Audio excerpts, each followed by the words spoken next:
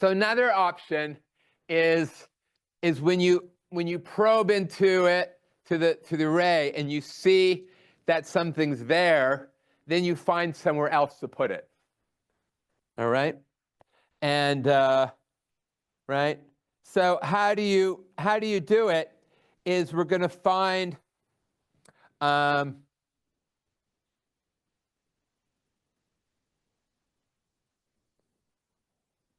see, so this is first how to, I guess I'm coding it up because everybody loves code, right? So here we're gonna put this value k somewhere, right? And what are we doing is we've come up with our hash function.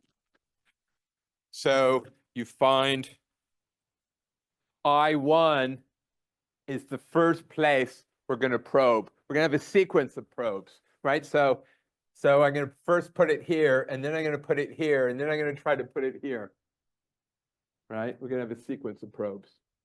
And so how do you compute the first place?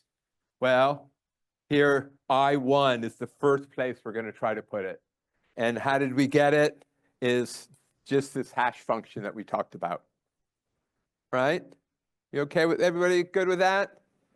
It's really, I mean, it's a funny equation, right?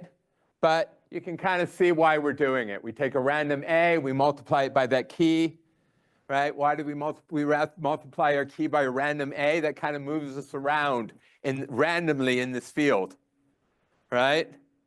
And then we take in mod P because we're in this field. And then we bring it down mod N to put it in the array. Right? So how did you get it? Well, there's a program which, in fact, anything you ask a program to do, if it's willing to do it, then you can do it in polytime, right? So if I give it a big prime, and if I give it a big number, it can tell me, is it a prime or not? But it can't factor it, right? Another thing it can do is if I give it a number, it can tell me the next prime that's bigger or equal to it, right? And how does it do it? It just says, hey, is 1,000 prime? Is 1,001 prime? Is 1,002 prime? Till it gets a prime, right? And the primes aren't that far apart, right? So here that's going to be our prime, and then A is chosen randomly.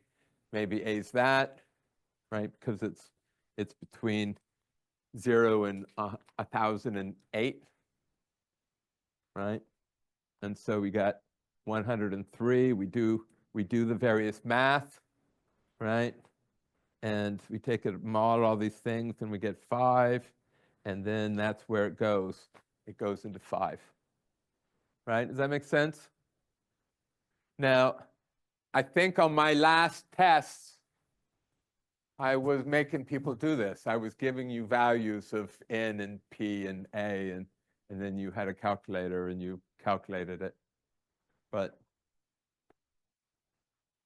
all right, so it goes there, and there's a collision, right? So then that was our first probe, and so now we have to see, I numbered it as our first probe, and then we have to.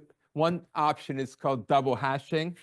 So I can now choose a random D, right? And how do I choose my D?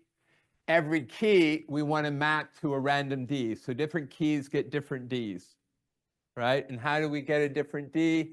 Well, we choose one fixed B that everybody uses, right?